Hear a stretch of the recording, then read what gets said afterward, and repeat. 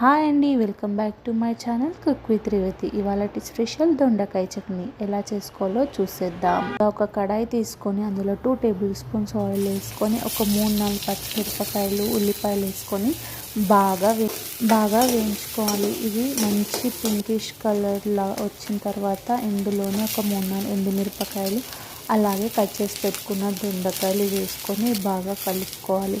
ఇందులోనే చిక్కడంత పసుపు, 1 table spoon ఉప్పు, అలాగే టమాటాలు వేసుకొని బాగా కలుపుకున్న తర్వాత అలాగే దాంట్లోనే నువ్వులు, చింతపండు, ఒక చిన్న నిమ్మకాయ అంత చింతపండు వేసుకొని బాగా కలుపుకొని మూత పెట్టేసుకోవాలి. ఇంకా ఇది బాగా ఉడికిన తర్వాత దీన్ని చల్లగా చేసుకొని ఒక మిక్సీ జార్లో వేసుకొని దీన్ని పేస్ట్ చేసుకోవాలండి. మిక్సీ జార్లో వేసుకున్నప్పుడు కొంచెం జీలకర్ర వేసుకోవాలి. మీకు కావాలంటే ఎల్లిపాయలు కూడా యాడ్ చేసుకోవచ్చు. ఎల్లిపాయలు అనేది ఆప్షనల్ అండి. ఈ చట్నీలో కాస్త తాలింపు వేసుకోవాలి. తాలింపు వేసుకున్న తర్వాత ఇంకా వేడి అన్నంలో కలుపుకొని తింటే ఆహా, దీని టేస్టే వేరుంటుందండి. Thank you for watching.